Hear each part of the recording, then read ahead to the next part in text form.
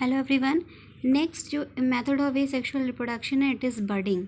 Budding simply क्या है, एक कह सकते हैं कि एक बर्ड लाइक स्ट्रक्चर डेवलप होता है एनिमल्स में, और फिर वो बर्ड जो होती है, सपोज़ अगर ये हाइड्रा है तो हाइड्रा में इस तरीके से बर्ड लाइक स्ट्रक्चर डेवलप होगा, और जब तक ये कंप्लीट मैच्योर नहीं हो जाता तब तक ये मदर सेल से या मदर बॉडी है उससे न्यूट्रिशन लेता रहेगा, और जब ये मैच्योर हो जाएगा तो इससे सेपरेट हो जाता है। तो मैं सिंपली बर्डिंग, एक्चुअली बर्ड क्या है, it is a small projection होते हैं जिनको हम बर्ड्स कहते हैं।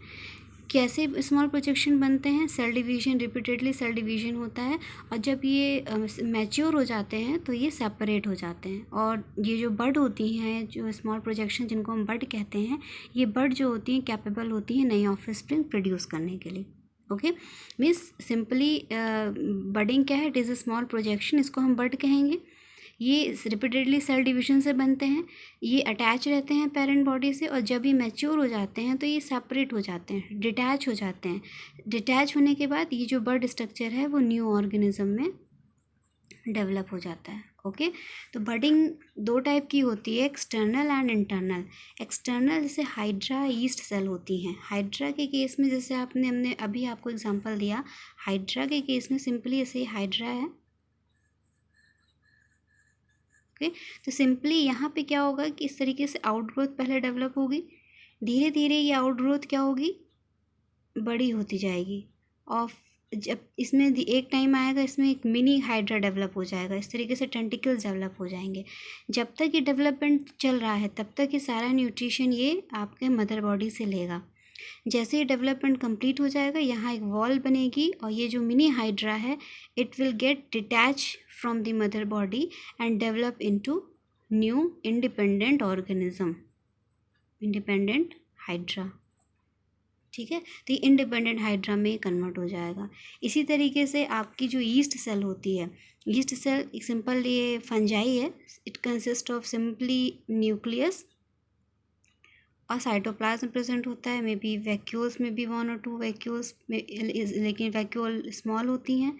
ठीक है, तो सिंपली क्या होता है, इससे न्यूक्लियस है, धीरे धीरे इसमें invagination bird like structure develop होता है। इस तरीके से बर्ड लाइक स्ट्रक्चर डेवलप होगा, आपको आउटग्रोथ दिखाई दे रही है। ये जो न्यूक्लियस है यहाँ पर पहुँचता है, और न्यूक्लियस में धीरे धीरे क्या होता है, डिवीजन स्टार्ट, मतलब आपका माइटोसिस होती है, सिंपली माइटोसिस होती है। माइटोसिस से इलोंगेशन होता है, वही आपकी 4 स्टेजेस होंगी, prophase, metaphase, anaphase and telophase. और फाइनली क्या होगा, टीलोफेज में जैसे पहुँचेगा तो ये न्यूक्लियस का 2 न्यूक्लियस बने हैं, एक आपका जो पेरेंट है उसमें होगा, और एक जो आपकी बर्ड है उसमें डेवलप हो जाएगा। ठीक है, और उसके बाद जब डेवलपमेंट कंप्लीट हो जाएगा तो उसके बाद फिर से यहाँ पर एक वॉल फॉर्मेशन होता है, और ये बर्ड जो होती है वो पेरेंट से सेपरेट हो जाएगी, और after separation it develop into new organism या न्यू ईस्ट में इसका कन्वर्जन हो जाएगा। तो यहाँ पर एक्सटर्नल बडिंग का मतलब कि यहाँ पर जो बड का डेवलपमेंट होता है अगर्स outside the body of an organism, means here you can see that यहाँ पर जो ऑर्गेनिजम्स डेवलप हो रहे हैं यहाँ पे, in case of mini hydra, in case of budding in east, in both cases the budding occurs outside the body of an organism. Okay, so it is a type of external budding. In case of internal budding case में क्या होता है, body के अंदर ही budding formation होता है, जैसे Spongilla, it is a fresh water sponge. Porifera में आपने स्पंज के बारे में पढ़ा होगा कि सिंपली इनकी बॉडी होती है, कैनॉल सिस्टम होता है, तो इसमें अंदर की तरफ इस तरीके से बर्ड्स का डेवलपमेंट हो जाता है। ठीक है, इसमें मेनली आप पढ़ोगे एग्जाम्पल, इसमें स्पॉन्जिला में जेम्यूल का फॉर्मेशन होता है।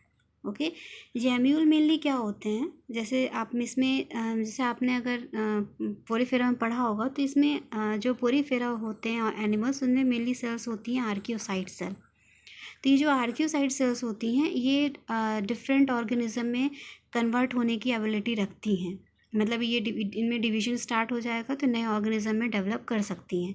तो सिंपली क्या होता है, एक बॉल एक होती है, ठीक है, जिसके अंदर डिफरेंट आर्कियोसाइट सेल्स प्रेजेंट होती हैं।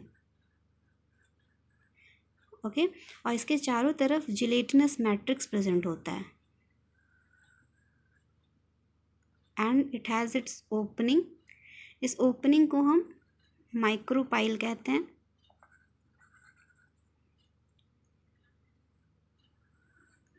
सिंपली इस तरीके से चारों तरफ, इसके चारों तरफ कवरिंग होती है, ठीक है। और ये जो ये आपका मीन्स इन दोनों के बीच में ये आपका पोर्शन जो होता है ये जिलेटिन का बना हुआ होता है, ठीक है। और ये आपकी आर्कियोसाइट सेल्स होती हैं। यहीं पर कैल्शियम कार्बोनेट के बने हुए स्पिक्यूल्स भी मिलते हैं जो प्रोटेक्ट करते हैं जेम्यूल को, कोई प्रेडेटर इसके ऊपर अटैक ना कर पाए, ठीक है। तो सिंपली ये जेम्यूल जो, अब यहाँ पर हमने बताया कि म्यूकस प्रेजेंट होता है तो ईजिली ये वाटर में फ्लोट कर सकता है। तो इस तरीके से जैसे आपको पता है कि जो आपके पोरीफेरा जो फाइलम होता है उसमें जो ऑर्गेनिज्म होते हैं वो मतलब कह सकते हैं स्टैटिक होते हैं, सेडेंट्री होते हैं, फिक्स्ड होते हैं वो एक जगह पे, तो मूव नहीं कर सकते हैं। तो ऑब्वियस सी बात है वो जेम्यूल के थ्रू क्या करते हैं, एक जगह से दूसरी जगह पर उनकी स्पीशीज़ मूव कर सकती है। तो ये आर्कियोसाइट्स आपकी स्पेशल सेल्स होती हैं जो नए ऑर्गेनिज्म में डेवलप हो सकती हैं। इनके चारों तरफ ये जिलेटिन मैट्रिक्स प्रेजेंट है। जिलेटिन की वजह से इसका जो वेट होता है ये लाइट होता है और ईजिली ये वाटर में फ्लोट कर सकता है। इसमें स्पिक्यूल्स प्रेजेंट होते हैं और जो इसको प्रेडेटर से प्रोटेक्ट करता है। तो इस तरीके से ये एक जगह से दूसरी जगह पे फ्लोट करता है। ये इंटरनल बडिंग का एग्जांपल होगा, ठीक है। जेम्यूल शॉर्ट नोट में भी कभी कभी पूछा जाता है, तो इसमें डायग्राम ये इंपॉर्टेंट है। तो इस केस में अब ये जो अब क्या होता है सिंपली, तो ये अब जब simple normal condition, favourable condition आती है, ये भी अब ऑब्वियस सी बात है ड्यूरिंग अनफेवरेबल कंडीशन में होता है, ठीक है। और जब एडवर्स कंडीशन ओवर हो जाती हैं तो सिंपली ये जो आर्कियोसाइट सेल्स होती हैं ये माइक्रोपाइल के थ्रू बाहर आती हैं और फिर वो डेवलप हो जाती हैं नई जो है स्पंज की कॉलोनी में, यानी जैसे स्पॉन्जिला है तो इस नए स्पॉन्जिला की कॉलोनी में ये डेवलप हो जाएंगे, ओके। तो यहाँ पे सिंपली यहाँ पे आर्कियोसाइट सेल्स होती हैं, जब फेवरेबल कंडीशन होगी तो ये सारी सेल्स जो है माइक्रोपाइल के थ्रू बाहर आएंगे और नए स्पॉन्जिला में या नए जो पोरीफेरन जो एनिमल हैं उनमें ये डेवलप हो जाएगा, okay. So budding simply it is simple small projections होते हैं जिनको हम बर्ड्स कहते हैं। बर्ड्स ये जो होते हैं पेरेंट्स बॉडी से अटैच रहते हैं जब तक कंप्लीट डेवलपमेंट नहीं हो जाता।